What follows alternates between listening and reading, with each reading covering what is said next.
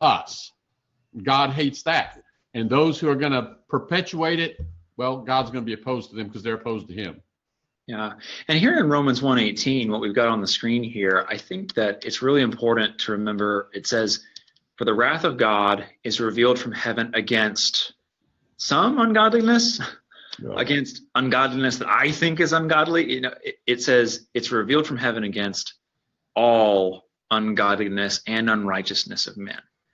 And that's just really important to remember, because as people, we all have things that bother us more than others. I think everybody would say that the wrath of God should be revealed on some people, right? Or whatever. But or people that do bad to me, yes, people deserve God's wrath. But when we look at all ungodliness, all unrighteousness, we have to take into account that any sin, even if it's small to us, the wrath of God is being revealed from heaven against all sin, and that's our problem. That's a really good point, because it is so easy for us to draw the line between what's good and acceptable and what would deserve punishment is always somewhere past us. Yeah. Yeah. And if you're a really bad person, you can still say Hitler is worse. Yeah. And but that's I think one of our problems. We're comparing ourselves to ourselves. And so a lot of people can come out not smelling that badly as long as you're not the stinkiest skunk in the room. And even Hitler could have done that. Hitler could say, well, there's somebody worse than I am. Larry, did you want to add in something? Yes. When we think of even John 3:16, we can understand something about the wrath of God. For God so loved the world that he gave his only begotten son. Why was he needing to be given? Why was he not granted the prayer, let this cup pass from me? I recently spoke on the subject of the cross of Christ and the wrath of God. What we find is that there is a consequence of sin. And Jesus experienced that terrible ordeal on the cross because he wanted to spare us from a wrath that is so bad, it is unimaginable. We need to understand, we cannot understand the love of God until we understand the wrath of God. Mm-hmm. Jesus came to save the lost, and all of us were there in the sense when Jesus came. You're starting to get to the answer of the question, of which Jim, before we even got started, gave an answer to the question. What's the percentage of people that are going to go to heaven? I'm not going to give the answer Jim gave yet, but let's continue. See if other people will come in. And actually, it was not what percentage of people are going to go to heaven, but what percentage of people are good enough to go to heaven. That's right. Yeah. That's right. Yeah. And you know, in Ephesians chapter 2, Paul is writing to Gentiles, and he's talking about their condition apart from Christ. But then he includes also himself and the Jews. He says in verse 3, among whom we also all once lived in the lust of the flesh, doing the desires of the flesh and of the mind, and were by nature children of wrath.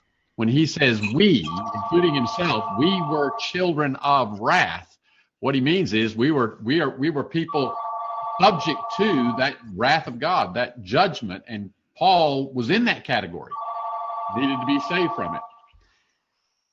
That reminds me of Paul talking in Titus chapter 3, where he says, remember that we also once were of malice. Sin is everybody's problem. You guys ever noticed, if you've ever been dealing with prisoners, like studies in a prison environment, that prisoners manage to blame someone other than themselves? Yeah. And they can always look and find somebody in that prison that is worse than them. And at the bottom of that scale is the person who has hurt a child. And they all recognize that he is evil, but as it comes up, they manage to justify themselves. Well, even Matthew 7, Jesus addresses the temptation for me to look at the speck that's in your eye and miss the what? The beam in my own. Mm-hmm. So what is Romans 1 telling us here? Let's, as Stephen pointed out, it's all ungodliness and righteousness, not just theirs, not just his, not just someone else's. Comments? You know, again, I think a lot of us are going to tend to say, well, yeah, all ungodliness, all unrighteousness, but I'm not really an ungodly person. I'm not really an unrighteous person. Might bring into the discussion the phrase that we read in Romans chapter 2 and verse 8, where that wrath of God is going to be revealed against those who do not obey the truth. You know, let's put it that way. How many of us on our own are obedient to the truth? What does that mean?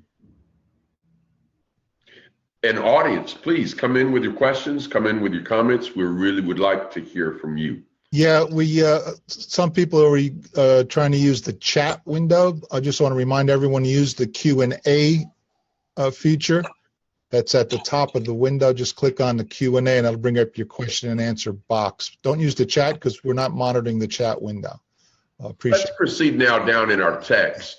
Verses 19 and 20.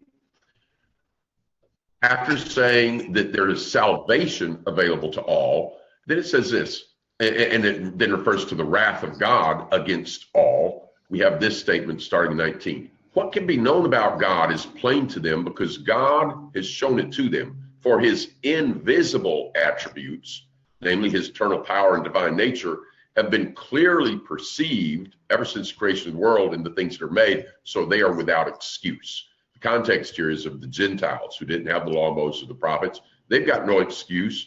And Drew, could you comment on this? How can you see something that's invisible? Well, that's the question I was going to ask. I find Romans 1:20 very interesting. How is it possible to know something?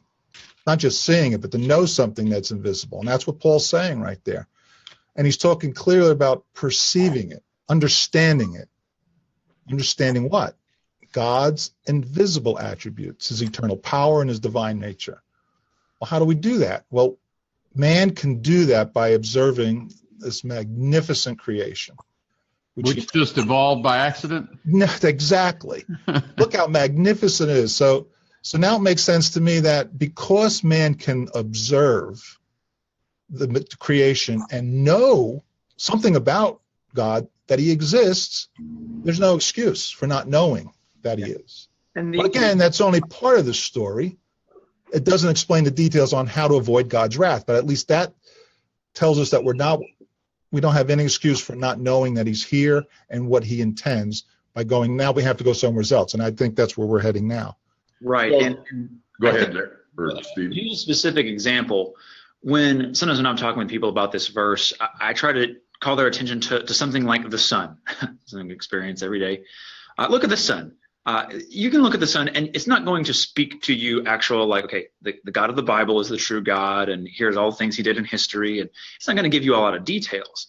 But if you just think about it for a little bit, you can look at the sun, and you can think, however that got here, it involved an incredible amount of power for it to get here. There's something that is more powerful that caused this to happen. And the other thing you can think of is there was no human that put that there. Of all the things that humans have been able to figure out and do, it was something above and beyond human power and human design that put that there. So his eternal power and his divine nature are clearly seen by the things that he's made. Even just the sun can teach us those things. David makes that exact point in the 19th Psalm, using the sun to make the point. He starts out in the 19th Psalm in verse 1, the heavens are telling of the glory of God, and their expanse is declaring the work of his hands. You can look in the heavens, the skies, and you can see God's glory evident. Day to day pours forth speech. Not that the stars and the sun are talking in words, but they're saying something. Night to night reveals knowledge. There's no speech, nor are there words. Their voice is not heard. Their line has gone out through all the earth, and their utterance to the end of the world. In them he's placed a great tent for the sun, which is as a bridegroom coming out of his chamber. It rejoices as a strong man to run his course. Its rising is from one end of the heavens, and its circuit to the other end of them. There's nothing hidden from its heat. So everybody sees the sun. It goes across the whole world, and everybody sees that demonstration of power you're talking about. Is that where you were going, Larry? Yes. And the challenge we find with men is that they can reject it. The glory can be there. Anyone who really thinks very deeply can see there is design in this creation. There is a designer. But the problem we find in Romans 1 is that men didn't do that. There was the glory revealed, and they attributed that glory to idols, or they rejected it. Psalms 14:1 says, "The fool has said in his heart, there is no God." And when they do that, notice the next point of the verse, they are corrupt. They have done abominable works. There is none that does good. And that's what we're really going to see here in Romans 1. Even though the potential of knowing God was there, men rejected that glory. You know, so take us there, Larry, through verse 21 through 3 there in Romans 1, if you would. What you you said a little bit, Scott. Hello? Yeah, Scott, you were breaking up. Sorry. So let's. I was asking for somebody to read Romans 1. I'll go ahead and read this. Verse 21. For although they knew God, they did not honor him as God or give thanks to him, but they became futile in their thinking, and their foolish hearts were darkened. Claiming to be wise, they became fools and exchanged the glory of the immortal God for images resembling mortal man and birds and animals and creeping things. Therefore, God gave them in the lust of their flesh to impurity, to the dishonoring of their bodies among themselves, because they exchanged the truth about God for a lie and worshiped and served the creature rather than the Creator, who is blessed forever. Amen. Panel? Can you imagine that? God gave them up. And that's because they gave up on him. And so they gave them up. He gave them up rather to go. If you take God out of your life, what are you going to end up doing? You're going to be doing everything at the end of Romans 1, all that wickedness, doing what you want to do is going to create all kind of conflict. Yeah. And let's and take you a look see a at that. progression. You see a progression here. There's 3 times in Romans 1 where it says God gave them up. I do believe God gives us barriers to keep us away from evil. But if we reject him, we don't have the humility that we ought to have when we see the glory of God. We ought to be thankful. We ought to be humble, but we can reject that. And there is a terrible path downward. And I think our listeners would recognize things are wrong in this world. There are things that are occurring, evil, wickedness. How does that happen? Why does that happen? I believe Romans 1 addresses this. I like when I'm studying with someone and studying about salvation, I like to start in Genesis 1. And you have, in the beginning, God created the heavens and the earth, and then show them the last there where it says God looked at everything he made, and it was what? Good. Yeah, very good. And I said, so there were people there on earth, Adam and Eve. He looks at creation with man and woman, and it's very good. And then I asked the question, when God looks down today, do you think he says, very good? I've never had anybody there to say yes. Back up on your slide there. Back up and catch verse 21 again. One slide back. Romans chapter 1, verse 21. If we can go one slide back. Well, I'll read it here from my Bible. It said, because that knowing God, they glorified him not as God, neither gave thanks, and so on. Have you ever thought much about that phrase, knowing God? That he acknowledges man knew God in some sense. Have you ever thought much about that? I'm not sure what to make of that, but I'll just throw this idea out that the very fact that mankind in general has, if they didn't worship the true God, they worshiped the creature rather than the creator. They turned to some kind of idol or idolatry. There's an implicit acknowledgement that there's something out there that I don't control, something out there to which I can attribute things. The irony is that man doesn't want to be subject to whatever's out there and follow the rules of whatever's out there. He wants to do what he wants to do, so he convinces himself that what's out there is this inanimate object or this representation of a cow or whatever, and then he can impose his own values on that, and he can do what he wants to do and tell himself he's serving the God that's out there, which is just contrary to the very idea there's something out there greater than I am. Yeah.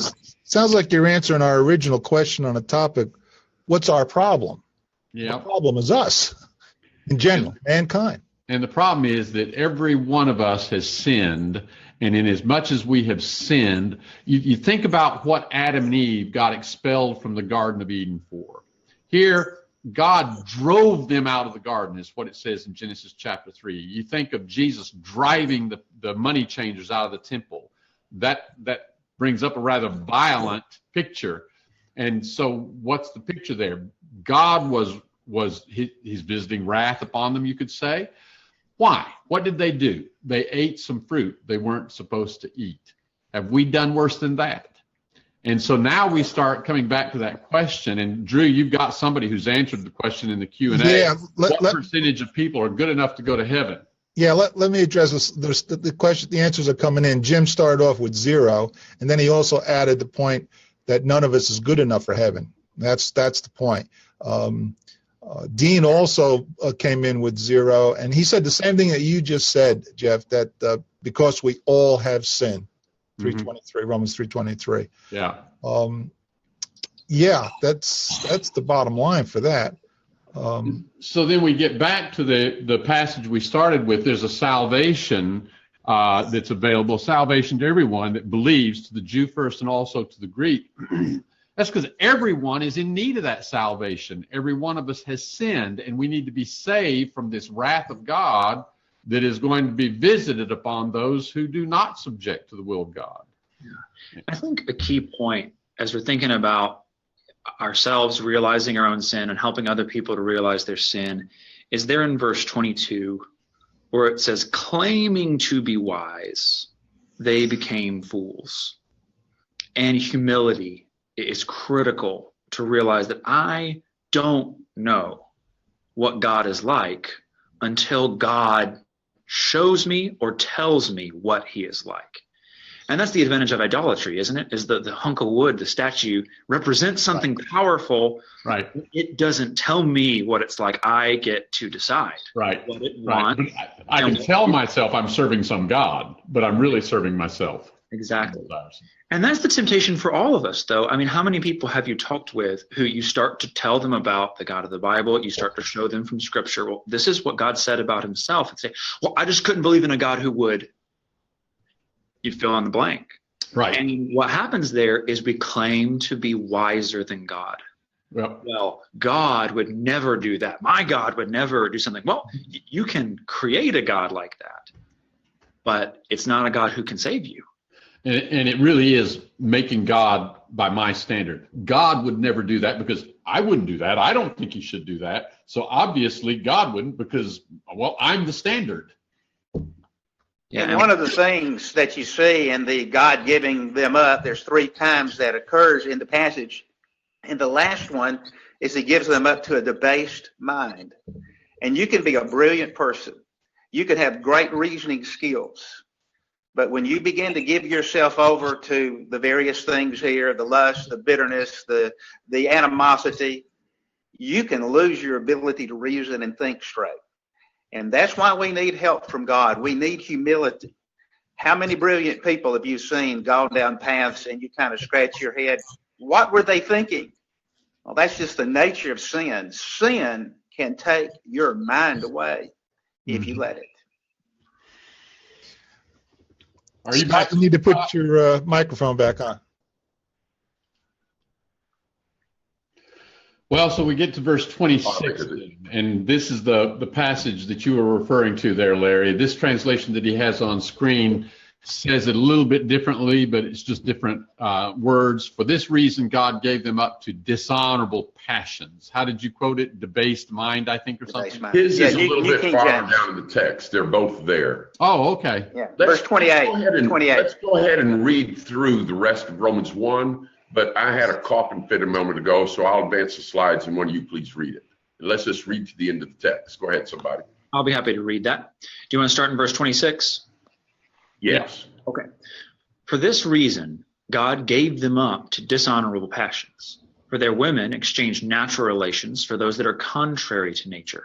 And the men likewise gave up natural relations with women and were consumed with passion for one another, men committing shameless acts with men and receiving in themselves the due penalty of their error. And since they did not see fit to acknowledge God, God gave them up to a debased mind to do what ought not to be done. They were filled with all manner of unrighteousness, evil, covetousness, malice. They are full of envy, murder, strife, deceit, maliciousness. They are gossips, slanderers, haters of God, insolent, haughty, boastful, inventors of evil, disobedient to parents, foolish, faithless, heartless, ruthless. Though they know God's righteous decree that those who practice such things deserve to die, they not only do them, but give approval to those who practice them. A couple of things come to mind here. One is that a lot of people think today, they say, how can a book that's 2,000 years old be relevant in today's world? You know, we're in the 21st century. We have high tech. It's the computer age. And it's just really interesting, I think, to think about what has technology done for us.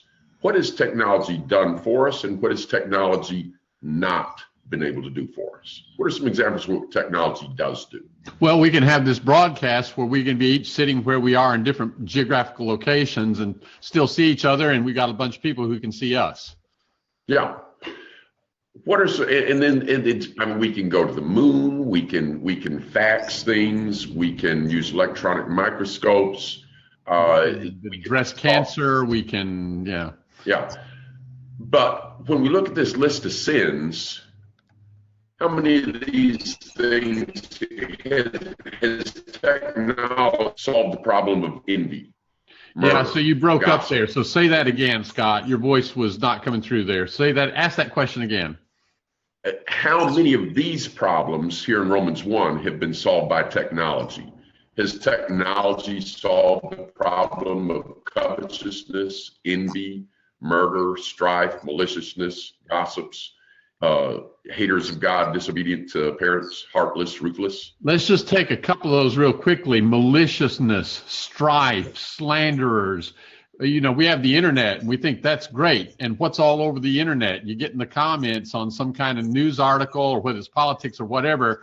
Oh, we don't expect to see any maliciousness, strife, or anything like that there because of all our technology, right? That's all it is. Yeah, that's all it is. All of that stuff. Yeah, so the technology is giving us an opportunity to even do more evil. Yeah, exactly. On a broader scale. More in biblical times, I could have stolen your donkey. Now I can steal your identity. Yeah. Yeah, exactly. In biblical times, they'd commit adultery. Now you can find a website that'll hook up with people that also want to commit adultery. Yeah. Yeah. So our problem hasn't changed. And technology sure hasn't fixed it.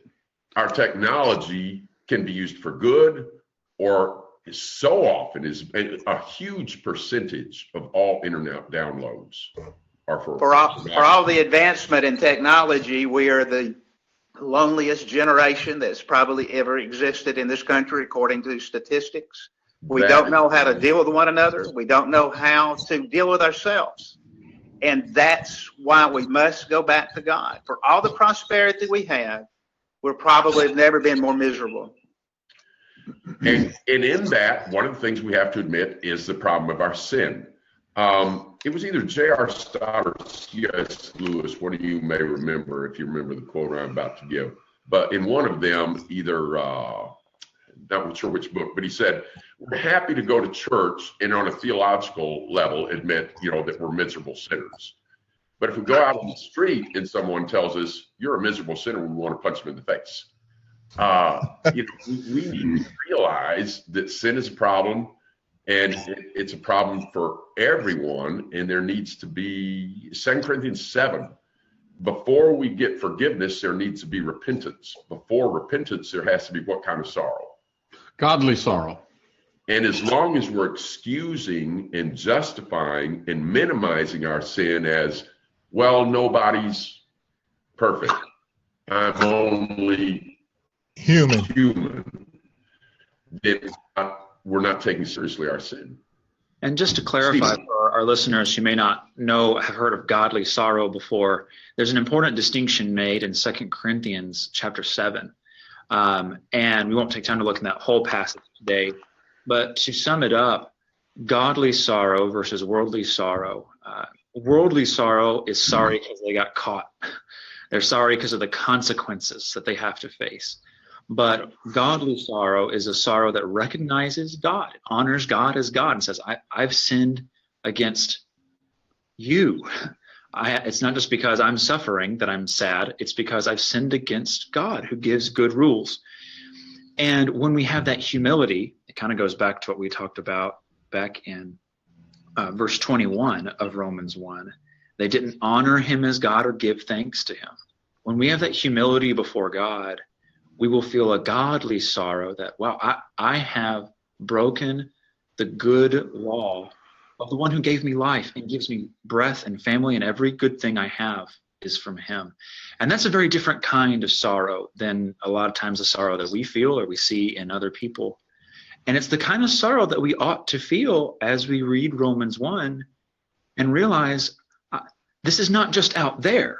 This is in here. This is in my own heart sometimes. Yeah. The list in verse 29 and 30 it includes some things that everybody would agree are terrible. Murder, but then gossip, disobedient to parents.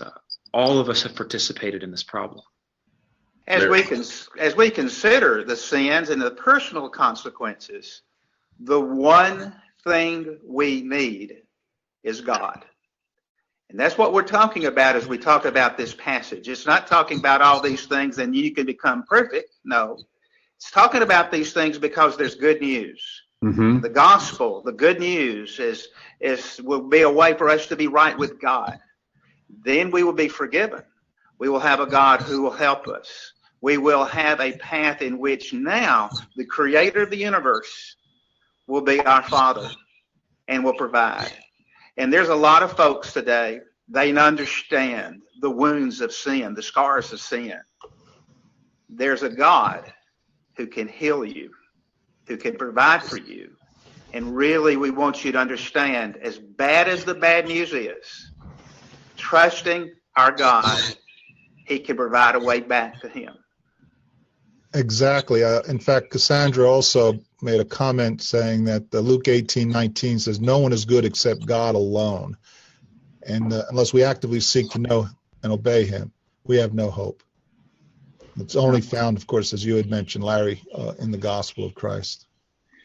And there was another comment earlier, and this ties in with the idea of humility as we think, well, I just couldn't believe in a God who would do this or do that. Emma commented about thinking about Job 38 and God revealing himself to Job. And God asks Job some questions, and Job was questioning God. And he says, where were you when I laid the foundation of the earth? Tell me if you have understanding. Who determined its measurement? Surely you know. Or who stretched the line upon it? He goes on with these rhetorical questions. And we need to just realize, and Romans 1 should help us realize, that we're coming into the presence of the God who made everything. And he is not accountable to me. I am accountable to him. Now, if I can go back to Psalm 19 for a moment, Paul is making the argument in Romans chapter 1 that nobody has an excuse because God has revealed himself. He has demonstrated that he exists by virtue of his creation. We can look out there. You used the example of a sun, Stephen. David, the psalmist, used the example of the sun. I often think of a tree. For all of our technological might, we cannot make a tree. We can make a cell tower that sort of looks like a tree, but it's not going to produce seeds that are going to reproduce itself. We cannot make a living tree that's going to reproduce itself. Well, there are all kinds of examples we could use. In the 19th Psalm, after spending the first 6 verses talking about God's demonstration of his power in his creation, you can look at his creation and see that God exists. but you're not going to learn about God's plan to save you from wrath. You're not going to learn about what it is that it constitutes sin, or what fix there is to sin. You're not going to learn about salvation. And the psalmist goes on, David does in the 19th Psalm, and he begins to talk about God's communication to man in words, his law, his precepts. These things, he ends up saying, are what warn us. Moreover, by them thy servant is warned. In keeping them there is great reward. So now what Paul does in the book of Romans is he communicates to us that message of salvation, where it is, that it's in Jesus Christ. And those who are going to be saved are not those who are good enough to deserve heaven. None of us are. But it's those who listen to the word of God preach, the gospel of Jesus Christ, and respond to it. Another very important thing about our God is he loves us. Well, you may be here and listening to this program say, yeah, I know life's messed up. In my own life, there's burdens. Does God care? And that's where the gospel is so powerful. Romans 5 talks about how God loved us when we were yet enemies. We read about how Jesus and the dying on the cross, such a brutal death, it's God's demonstration to us of how much he loves us. I can remember as a high school student years ago, not really attending church, not really knowing God, and in realizing my life was not what it ought to be. I remember one night going outside and seeing the creation and being so humbled by it and just praying this simple prayer. God, if you're there, I want to know. And in time, as I began to consider my emptiness, I began to read the scriptures for the first time in my life for me. And from there, I was able to understand more about this beautiful plan for God to save us, heal us, and take care of us. Amen to that. The way you put it earlier, talking about the bad news and the good news. You remember the rich young ruler that came up to Jesus? We know from Mark 10, it said that he ran to Jesus. He fell down on his knees in front of Jesus. He asked, what good thing, can I do? And if you're, the Galilean fisherman, as you're looking at this guy and listening to him, he might look like the, uber disciple. They didn't come running to Jesus begging to be told something to do. And this fella, even though he's rich, young, and a ruler, he's down on his knees asking what to do. And at one point, Jesus says to him, there's one thing you lack. And for a lot of people that might think, oh, I'm good enough because I've done a lot of good things and I don't have that many faults. To have Jesus say, there's one thing you lack, it's tempting to think, wow, you got it made. That's great. But Jesus, it's not, hey, it's just one thing, don't worry about it. No, there's one thing he lacked. He put his money in front of God, and he said, there's no way he's going to go into the kingdom of heaven. And I'm about to cough again, so somebody pick up with that and touch on the idea of good news and bad news. Yeah, I want to bounce off of what Larry was just saying, because Cassandra came in with a comment relating to that. Faith comes from hearing the word of Christ, right? Romans 10:17. We started early on in the beginning of this discussion that man is without excuse because he can know that God exists. He's revealed himself through his creation. And one of us made the comment, but that's not the whole story. He revealed us through his creation so we could know he's there, but it's his word where we can know the rest and the whole story. And Cassandra brought that point out. Faith comes from hearing. And what is it we got to hear? The story of Christ, his word. And one of the things that Paul is, go ahead, Jeff. One of the things Paul's addressing in Romans is the Jewish idea that prevailed amongst many of the Jews is because they were Jews, because they were circumcised, because they had the law of Moses. Well, they had all they needed. They could be saved. And Paul demonstrates in the book of Romans that no, actually, the Jews were doing the same things wrong that we read in Romans chapter 1, verses 25 or 26 and following. The Jews were doing those same things, and that the law didn't fix that problem. Right. But then he says in Romans chapter 3, verse 21, but now apart from the law, a righteousness of God has been manifested, being witnessed by the law and the prophets. So there was the Old Testament law and the Old Testament prophets, and they, in and of themselves, did not provide the fix to our problem. They didn't take away our sin, but they testified, they witnessed of the coming salvation in Jesus Christ, which then gets discussed at length in the book of Romans. Yes. And coming back to this rich young ruler, sorry I had to jump out from him for a minute, but after he went away and Jesus said it would be easier for a camel to get through the eye of a needle than a man like that to get in the kingdom of heaven. Do you remember the disciples' questions? They were amazed. Who then can be saved? And said, then who can be saved? Yeah. Because, from a human perspective, that guy looked pretty good. Mm-hmm. If he can't make it, who can? Right. I've compared it to at Hershey Park up here. There's a thing that says whether or not you're tall enough to get on the ride. Okay, I'm 6'6". If I walk up to get on a ride and the park attendant says, I'm sorry, you're not tall enough to get on the ride, the people behind me are going to say, who can? Yeah, who can? And Jesus's answer is, and here's that bad news, with men, this is impossible. Right. Which goes back to the answer to our question that we asked, who's good enough? Nobody. Because we've sinned.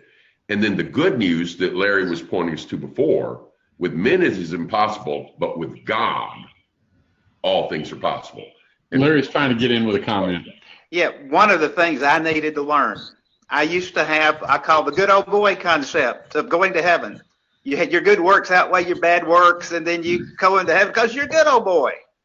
No, that's not the message of the gospel. All have sinned, and every one of us need the blood of Christ. Yeah. When we think about this idea of the good news and the bad news, I think just thinking of sin as cancer is a powerful analogy. It's not a biblical one per se, but we do see Jesus healing people of sicknesses and comparing that to sin. Doctors could tell you all day long, hey, we've got this amazing cure. It's a painful process, but it will get rid of cancer. And you could hear that all day long and say, that's great. I'm so glad that, there's a way to cure cancer. And it's not until you hear those words, you have cancer, that you suddenly start to realize, wait a minute, like I gotta listen to that treatment again. How do we deal with this? It suddenly becomes relevant. We can hear about it in other people. We can see it on the news. We can see it in the world. But until we realize that we have been diagnosed with this soul-killing disease of sin, we're not going to appreciate the good news of Jesus. And when we realize just how lost we are and just we're separated from God, we are doomed to eternity without God, then we are ready to hear, well, I'm not ashamed of the gospel, the good news, because it's the power of God for salvation. And you might say it's the power of God for the cure is the idea. I can be healed. It can be gone. I can be rid of this disease.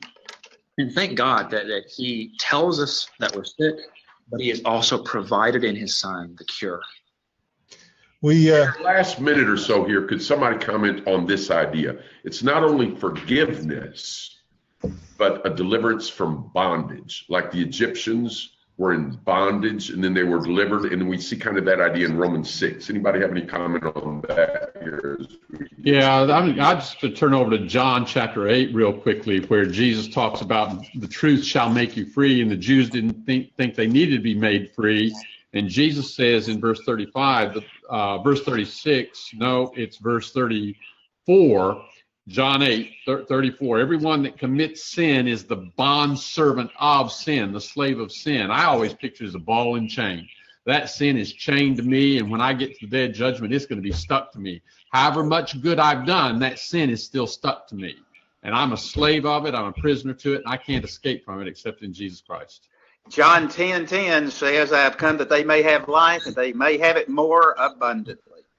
Yeah, we do have about a minute and a half left or so, but I do want to get through some of these comments because a number of people came in. Get them in quick. I'm looking at 30 seconds, Drew. Yeah, well, we already mentioned Jim came up with the answer, but Dean also came in close to Jim's timing on that. 0% of us are good enough to go ahead because we all sin. That's what we're talking about here. John just brought in a thing. It's interesting that the second half of Romans 10:17 says that hearing comes from the word of God. This seems to indicate that hearing in this sense is more of an understanding than a simple audible or visual hearing. Good comments, and I want people to constantly give us more questions and comments. And let me just make one other thing too, off of the subject, but then we can close up there with Jeff. I think you had one more comment. I want to let everyone know, all of you in the audience, that if you have more questions or thoughts or want to hear, suggest topics that we can be talking about, go to the website, BibleQuest.org, and scroll down to the bottom and just type in your questions, comments, and suggestions. We'd love to hear from you all there. Jeff, were you going to say something else? No, I think we'll see everybody next week. Thanks, everybody. Well, listen, I thank everybody.